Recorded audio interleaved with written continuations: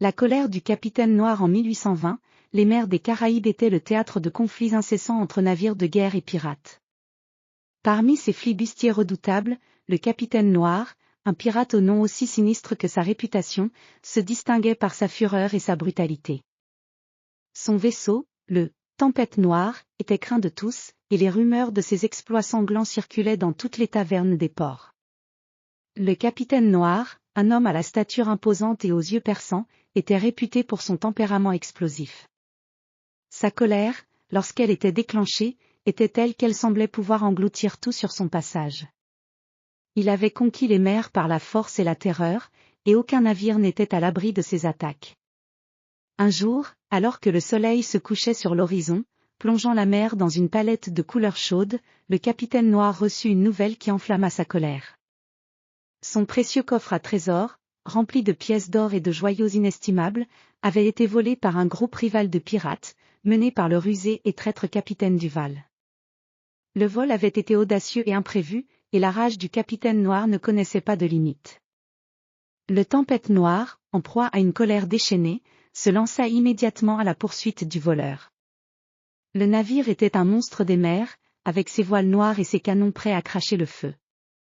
Les membres de l'équipage, habitués aux accès de rage de leur capitaine, se déplaçaient avec une efficacité redoutable. Ils savaient que la colère du capitaine Noir était une force implacable, capable de déclencher des tempêtes et de transformer les vagues en une mer de fureur. Les jours passèrent alors que le Tempête Noire voguait à travers des eaux déchaînées, suivant les indices laissés par le capitaine Duval. Les vents étaient violents, et la mer semblait refléter la colère intérieure du capitaine Noir. Les tempêtes s'abattaient sur le navire avec une intensité presque surnaturelle, comme si la nature elle-même se dressait contre la rage du pirate. Finalement, au bout de plusieurs semaines de poursuites acharnées, le Tempête Noire arriva à une petite île isolée, enveloppée de brume et entourée de récifs dangereux. C'était l'endroit où le capitaine Duval avait caché le coffre à trésors. Les marins et le capitaine Noir, prêts à tout pour récupérer leurs biens, débarquèrent sur l'île. La végétation dense et les rochers escarpés formaient un terrain difficile, mais la colère du capitaine Noir semblait leur donner une force surhumaine. L'île, bien que pittoresque avec ses plages de sable blanc et ses palmiers ondulants au gré du vent, était imprégnée d'une atmosphère menaçante. Les cris des oiseaux exotiques résonnaient à travers la jungle épaisse, et les ombres des arbres formaient des motifs inquiétants sur le sol. Le capitaine Noir et son équipage se frayèrent un chemin à travers cette jungle, déterminés à retrouver leur trésor. Après des heures de recherche, ils trouvèrent enfin la cachette du capitaine Duval, une grotte naturelle dissimulée derrière une cascade rugissante. Les pirates ennemis, conscients de la colère du capitaine Noir, avaient pris des mesures pour se protéger.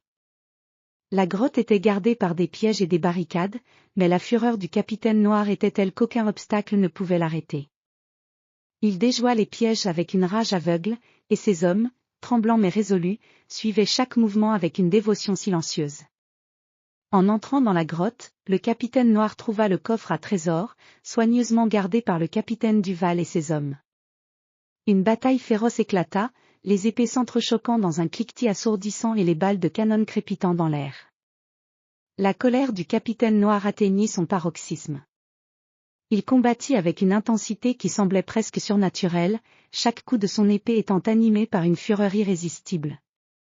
Finalement, après une lutte acharnée, le capitaine Noir triompha. Le capitaine Duval et ses hommes furent vaincus, et le coffre à trésors fut récupéré. La colère du capitaine Noir, bien que satisfaite par cette victoire, laissa des traces indélébiles sur l'île.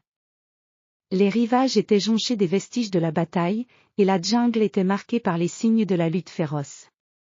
Le capitaine Noir, bien que victorieux, savait que sa colère n'avait pas été sans conséquence.